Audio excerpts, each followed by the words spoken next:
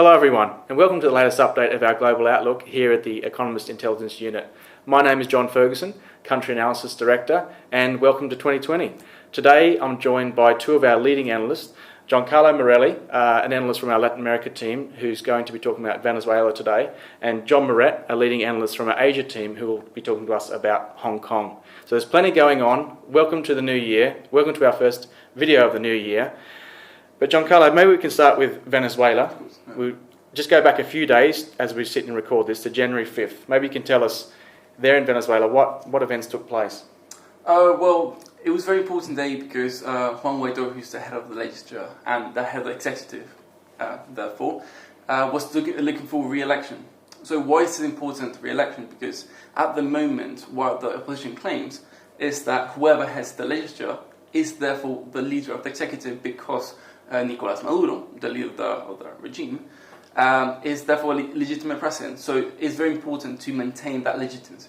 So what happened is that basically the regime didn't allow some members to enter and actually vote for Mr. Guaidó, right. And therefore Guaidó was not able to be elected. They elected Luis Parra, an opposition legislature as well, but this was done in a legal manner. There was no legal quorum, and after that, Guaidó and the opposition supporters, which are a majority in the legislature, elected again Juan Guaidó for a second year as head of the legislature. Right. Yeah. Right. Yeah. Given those extraordinary events only a few days ago, who came out better placed? We thought it was going to be more of a calm day, but actually Guaidó comes out better placed because you have on the one hand Nicolás Maduro, who looks like a dictator that he is, trying to avoid the democratic process, trying to avoid people entering, an elected chamber. And you see Guaidó's actually trying to go forward with democracy, with the process, and as he's elected, the optics are very important, and he comes out much better placed. And this will give him some momentum in the short term, which could bolster protesters, which would at least reinvigorate ties between the opposition. And so it's Guaidó who comes out better placed for sure. Yeah. Okay, that's interesting. It was obviously a very uncertain and politically uncertain time there in Venezuela. The question for us and many people watching is, given these recent events and these different sort of positions of power that people will hold, can there be regime change in 2020 in Venezuela? I guess that's the key question. That's a tricky question, of course. Can there be regime change? Of course. It's always possible, given the situation in Venezuela. Because you said Guaidó has some momentum. There is some momentum. There's still some backing and some momentum there. There'll be momentum in the short term. How much they'll fizzle out in the coming months, most likely. Can there be regime change? Yes, of course. If you look at poverty rates, people are still migrating, the crisis, it will enter this 7th year of real GDP decline this year. Some of that migration, I think we've talked about it before, has actually helped Maduro rather than... Of course. If we talk about migration, for Maduro it's positive because it would-be protesters that are leaving the country and not protesting inside. And also they're sending money, they're sending remittances that allow the regime to actually have a lot more dollars, to use and maintain that patronage system, which maintains Maduro in place. Right. So can there be regime change? Yes, but we think that the upper hand, Maduro has the upper hand at the moment. So despite that momentum we just talked about, Maduro has the upper hand at the Absolutely. moment. And our central, what we call our central forecast, is not for regime change. It's for no regime change in 2020. Because Maduro maintains a patronage system. He has strict control of the security apparatus, and again, the international pressure has reached an impasse. We might get some more sanctions, but the strongest or the weakest vote for Maduro was last year. So if he continues to do what he did last year, he should be in place. Again, the risk of regime change is still very high given the collapse and socio-economic crisis the country is in. But I think the upper hand is with Mr. Maduro. So that patronage system that we often talk about has proved a little bit more resilient, or has been able to support Maduro and the regime a little bit more than maybe people have expected. Exactly. The opposition was hoping that with perhaps the collapse of the oil rent, that would give a fatal blow for the patronage US system. sanctions and pressure on the economy and that sort of But that didn't happen. That didn't happen with still drug trafficking money, money from illegal mining, and again remittances. The regime has managed to sustain the system. At least it's enough that it remains in power. Absolutely. Giancarlo, thanks so much. I'm sure we'll come back to Venezuela this year in this forum. But let's switch focus for a minute over to Hong Kong and bring in John here.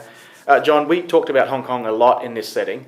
And it was a major story, particularly out there in Asia, but also for multinationals around the world, and particularly financial institutions around the world. In Hong Kong, we've seen a recent sort of cooling of protests, but is this the end of unrest? Should we now just carry on as if nothing happened, or not? So, short answer is no, not the end of protests, but we did see a peaking of the unrest in mid to late November. Right. So if you remember, cast your mind back to the siege of one of the universities there, the Polytechnic University in Hong Kong. That was really the peak of the unrest in terms of the police moving in against the protest movement and very aggressively arresting and prosecuting the more extreme fringe of that movement as well. So since then, we've seen a slight cooling, but we still have regular protests.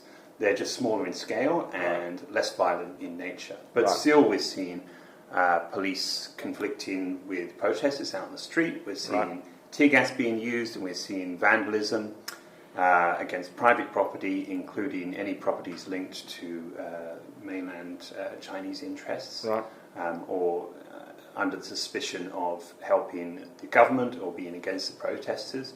So this sort of wave of residual unrest we expect to continue throughout the year. Right. But we expect things to cool down in terms of a comparison to what we saw in the second half of 2019. Yeah.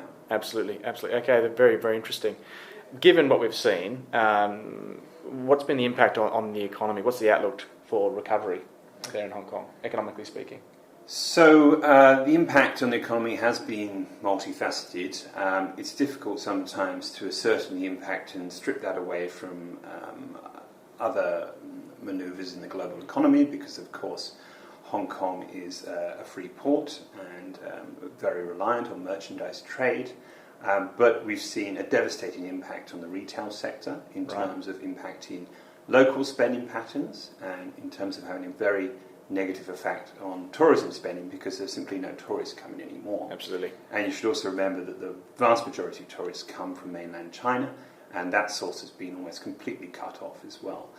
So that's had both a massive negative impact on private consumption, but also on exports of goods and services.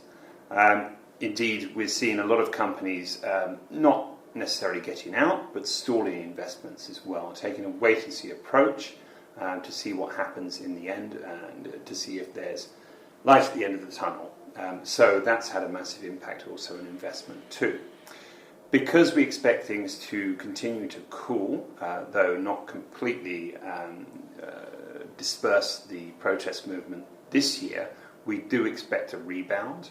And because of the very low base we're coming from in the second half, during the heat of that protest movement, the second half of 2019, we expect quite a substantial rebound in terms of the full economic growth figure for the year as a whole. Okay, very interesting. So those companies and investors who may have put some decisions on hold, maybe there's a period of time, a pickup in the second half of the year. Yeah, I think for example, financial firms, there's still massive advantages to working out of Hong Kong. That access, that status as a conduit to mainland China is still there. It's irreplaceable in some ways. Because that was one of the big questions we were all getting from our clients and many others. Is what does this sort of mean for Hong Kong's status? But absolutely, yeah. So there are still substantial inbuilt advantages to operating out of Hong Kong, especially for financial firms. So they're not desperate to leave, but sure enough, they are looking into, or at least we've heard reports of looking into diversifying operations away from Hong Kong, looking into other financial centres such as Singapore, even Malaysia, Japan, Tokyo, for example. But at the moment, we haven't seen a wholesale flight of these companies out of Hong Kong. Okay, excellent. So maybe we can just bring it back for a moment back to politics. We saw the local elections there recently in a landslide victory for the opposition. Mm-hmm. What does that mean politically for the government? Yeah, that was interesting, and I think the government and the public as a whole took that to be a vote of no confidence in the government's recent handling of the protests. Yeah. What does it mean in practical terms? Not that much, in so much as the district councillors who've been elected, they only have fairly simple administrative powers. They don't have much effective political influence. And if you think that this is going to presage a massive win in the LegCo elections, as in the legislature elections later this year, that's very doubtful. Because of the system and the way it's stacked against the opposition, in terms of an unelected component, it's very unlikely that the opposition, the pro-democracy opposition, will secure a majority in the legislature. Okay, right. So I guess it was a symbolic showing of support, but it won't necessarily translate into the LegCo. That's right. So it won't necessarily translate into a massive win for the opposition and a gaining of effective political power for the opposition. Interesting. The last question I wanted to ask you, though, maybe it's a bit bigger, is which people are asking us quite frequently nowadays with Hong Kong, is what is the risk, or is there a risk of China ending the one country, two systems framework? So that framework still works in China's favour. Hong Kong is still very important, economically speaking, for China, as is conduit both in and out of mainland China for finance and investment. And we can see by just taking a look at the major listings on Hong Kong Stock Exchange, or the sort of businesses that operate out of Hong Kong, that Chinese companies are still very keen to use Hong Kong as that conduit to get out of China, or vice versa, foreign companies to invest within mainland China as well. So it is still very important for China, so it has no interest in undermining that system in terms of the legal and economic aspects, but sure, it would like to curtail some of the basic freedoms that Hong Kongers have in order to ensure greater stability in the future, and to ensure that they eventually reach their goal of total reunification with the mainland as well, turning Hong Kong basically into another mainland Chinese city as well. So what we're going to see really is this sort of backdoor erosion of some of the freedoms and civil liberties that are guaranteed under the one country, two systems framework over the next 3 to 5 years within our forecast period. And that's going to take many forms. For example, erosion of civil liberties in regard to freedom of speech, pressure to self-censor, reforms to the education system in terms of syllabuses, that sort of thing. So these are the changes we're going to see, but is China desperate to get rid of the one country, two systems formula? No. Okay. I think it's a really important point, and many people have been asking us. So a risk, but probably a low risk at this stage. John, thank you so much for that. That's all we have time for this month. Obviously, the other big issue going on in the global economy right now are the events in the Middle East and Iraq involving the US and Iran. We are covering that from multiple angles. So wherever you get your EIU analysis from, head to those pages. You can also keep an eye on our Twitter feeds, both our colleagues here and our regional Twitter feeds as well. But do keep in touch with wherever you get your EIU analysis for that major story. And I'm pretty sure that story is going to be ongoing and something we'll come back to quite a lot here in our monthly videos. But thank you very much for watching. Thanks to Giancarlo and John, and we'll be back next month with another update of our global outlook.